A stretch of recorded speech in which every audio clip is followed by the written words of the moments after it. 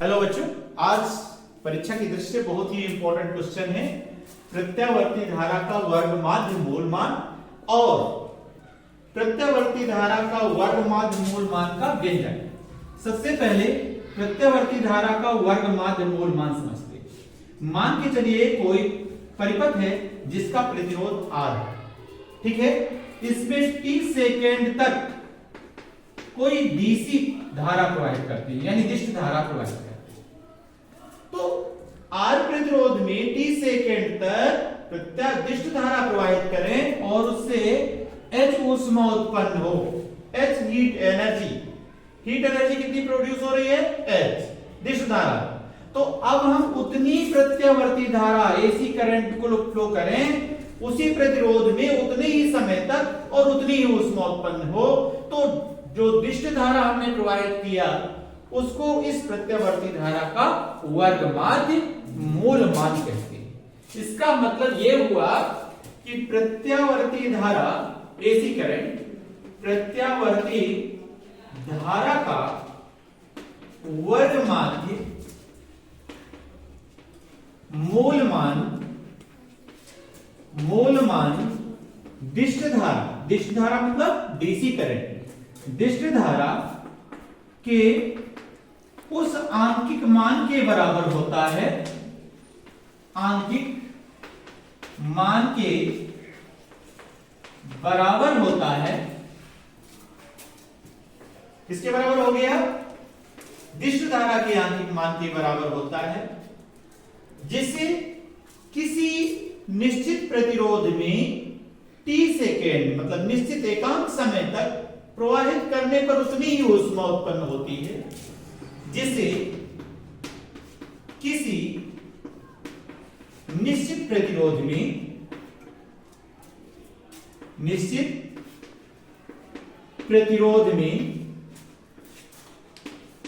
एकांक समय तक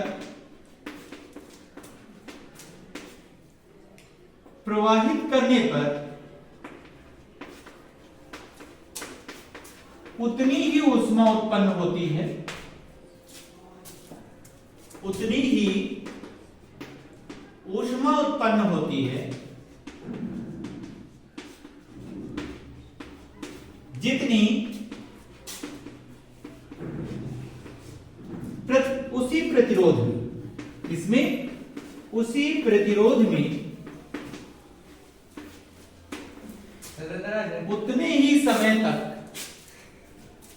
उतने ही समय तक प्रत्यावर्ती धारा प्रवाहित करने पर उत्पन्न होती है। प्रत्यावर्ती धारा प्रवाहित करने पर उत्पन्न होती।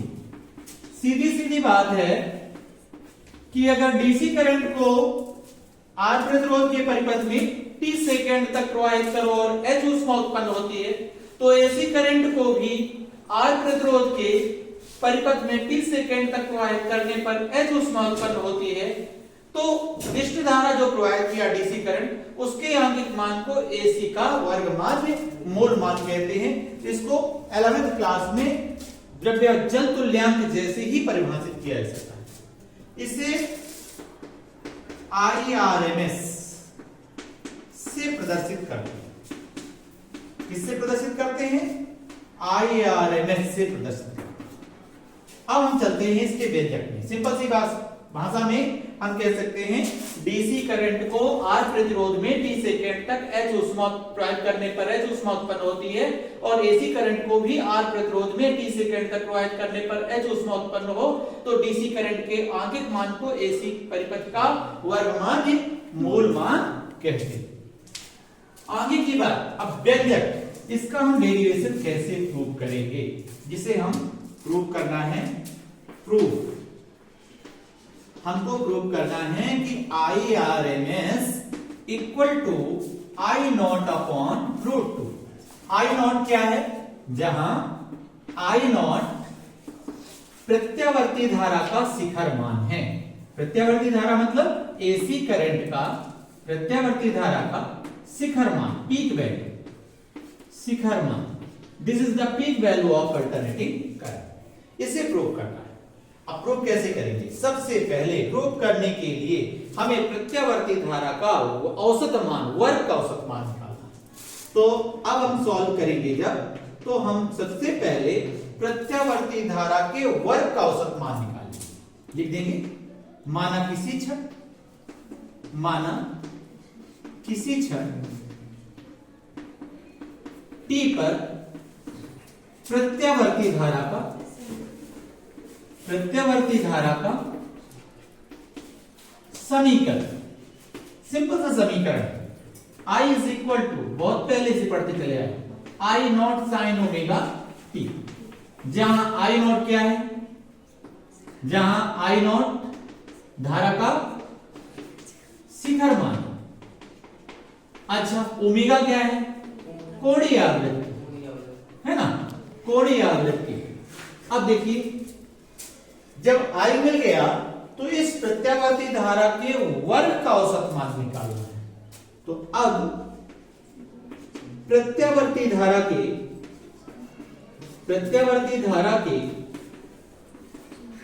वर्ग का औसत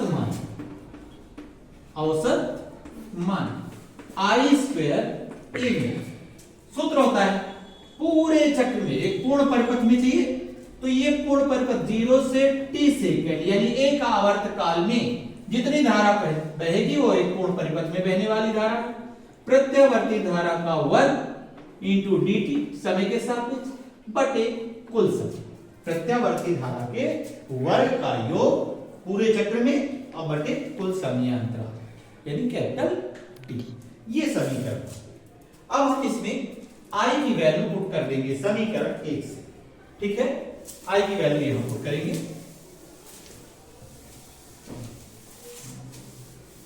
पुट कर दो I की वैल्यू।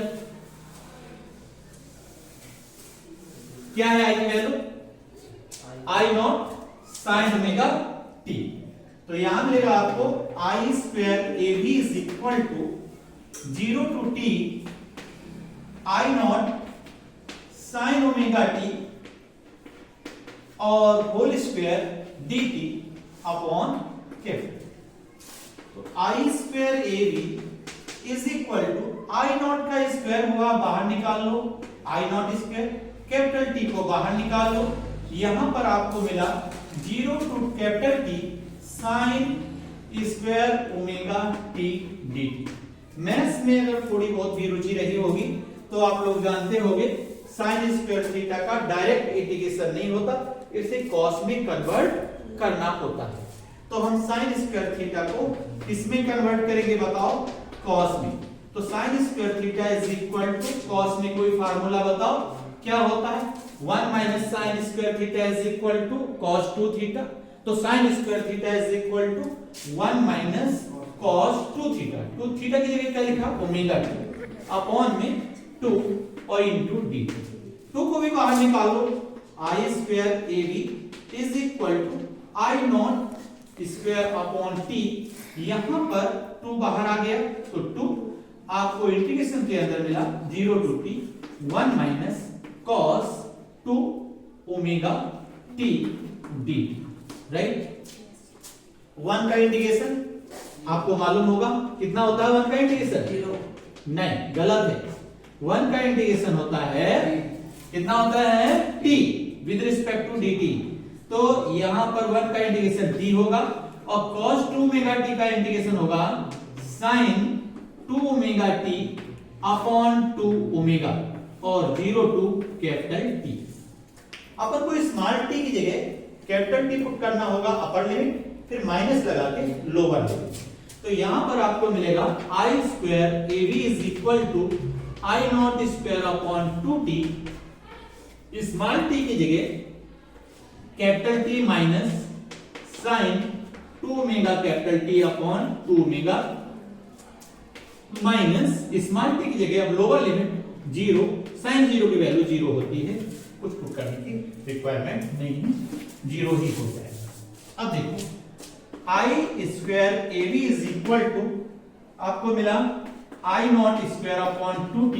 यहां ध्यान से देखना है, ये टी हो गया, क्या हो गया ये कैपिटल टी, ये साइन 2 ओमेगा टी, तो साइन 2 ओमेगा और टी की वैल्यू होती है, क्या होती है 2 pi upon T is equal to omega, तो T is equal to 2 pi upon omega upon यहां पर 2 ओमेगा लिखा है, ठीक है।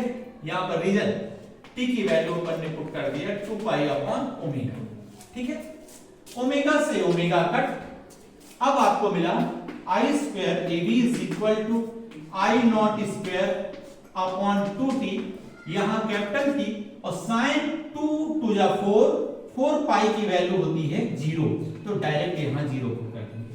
टी से ये टी कैंसिल हो गया, I A square A B is equal to I naught square upon 2 मिला, ये वैल्यू आपको इक्वेशन नंबर 2 के रूप में मिली। अब एक परिभाषा और होती है वर्ग माध्य मूल मान की, कि प्रत्यावर्ती धारा के वर्ग के औसत मान के वर्गमूल को,